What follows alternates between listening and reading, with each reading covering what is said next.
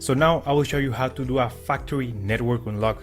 In my opinion, this is the most valuable way to unlock your phone, and once you have an unlocked phone, you will be able to resell it at a higher price, and your phone will be compatible worldwide with all carriers. The first thing we have to do is to disable Find My iPhone, so simply go to Settings, scroll down where it says iCloud, and scroll all the way down where it says Find My iPhone. Make sure it is completely off, so you can turn it back on once your iPhone has been unlocked successfully. Alright, so then we have to get the IMEI number. Simply open your dial pad and type *#06#. So as you will see, your 15-digit IMEI number will appear. You can also find this number on the back part of the box of your phone or also in the SIM card tray. Alright, so this is by far the most important part of the whole unlocking process. Now keep this number somewhere close as we will need it in a few seconds to unlock this phone. Alright, so now we're gonna use the computer. iTunes saying congratulations, your iPhone has been unlocked. Boom, there you go guys, your phone is now fully factory unlocked and now it's compatible worldwide with all carriers. You should get a full signal on your new carrier. And that's it guys, that's how we unlock an iPhone 7. That's all for today guys. If you have any questions, just leave me a comment and I'll try to help you as soon as I can. By the way guys, we're also giving away a free iPhone 7, completely sealed, brand new phone. You can find the instructions on how to enter the giveaway in the next video. Thanks for watching guys, take care. Should I upgrade to the iPhone 7 if I already have the 6S? It's a perfectly working phone. What reason do I have to upgrade? That's the number one question I'm getting right now. So I decided to put together a video showing you the 12 biggest things the iPhone 7 has going for it and 12 reasons you might want to upgrade. Now take note, none of these are life or death, they're just things that are nice to have, so keep that in mind while watching this video. Now let's start off with the look. So it's not a full redesign like Apple usually did every 2 years, now it's a 3-year cycle. There are several refinements that make it nice. You know, people are going to tell it's the new iPhone, just not from a distance. So first off, the antenna bands are a lot cleaner. It's definitely a look that takes some getting used to, but once you do get used to it, it's nice. It's a step forward. Instead of having antenna bands just all over the back of the phone, now they just wrap around the edge, and I gotta say I do like it. Now this accompanied with the new camera bulge. It's certainly a different style. Now I like it. I've heard so many mixed opinions on this, so really it's up to you, but I think it's a great step forward for the camera. The camera sensor itself is bigger, so Apple had to find a way to disguise it and melt it into the body, hence that change. Next up is the new color. This is going to be huge. You know, this is the first time we're ever going to see a completely slate black iPhone. It's supposed to be called gloss black, space black, something like that, but I got to tell you, it will be one of the sexiest iPhones to date. So the gloss black color, which will be exclusive to the new iPhone 7 and 7 Plus. There will be major improvements to the camera. Some even say, there's a rumor going around, we might be able to change the camera settings from within the app itself, but not likely. Apple doesn't like to take huge risks like that.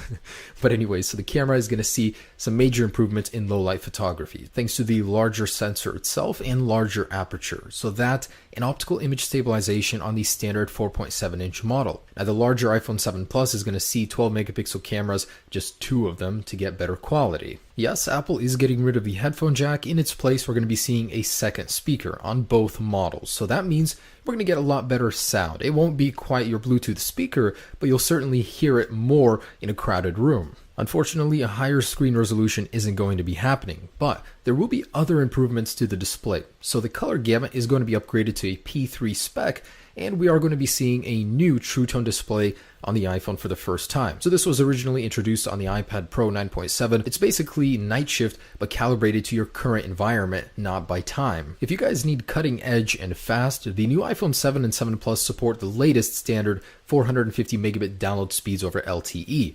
Now, don't ask me how I got it, but I got my hands on this actual sensor right here in the prototype.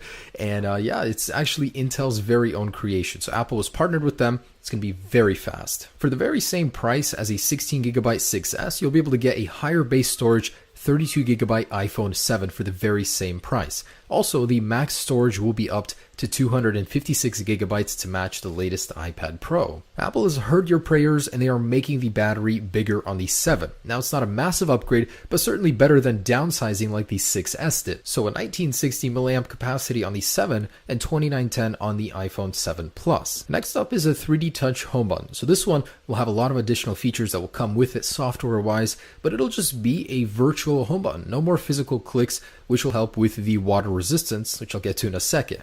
But Next up is power, raw power. With the Apple A10 chip, we're going to be seeing a huge improvement, and with the iPhone 7 Plus, we're getting 3 gigabytes of RAM as well. So this thing is going to be a powerhouse. If it outdoes the Note 7 right now, I mean the Snapdragon version, imagine these specs on the iPhone 7 Plus. That's just going to be mind-blowing. And with Apple's optimization, it should be very efficient as well. Now, the nanometer construction is still going to stay at 16 nanometers, still going to be a huge upgrade over the A9. Now, this is the one I'm personally most excited about. We don't know if it's going to be exclusive to the 7 Plus or the 7, but it should happen on one or both of these devices. Imagine never needing a waterproof case again whenever you go to the pool or the beach. I mean, not saying you should use it like that, but you certainly will be able to. And another big one I'm excited for, the exclusive features that will of course come to the iPhone 7. When the 6S and 6S Plus dropped, it had 3D Touch. With 3D Touch, you can do so much more, and Apple made them all exclusive to this device. So with the iPhone 7 and 7 Plus, there will be so many little things, little secrets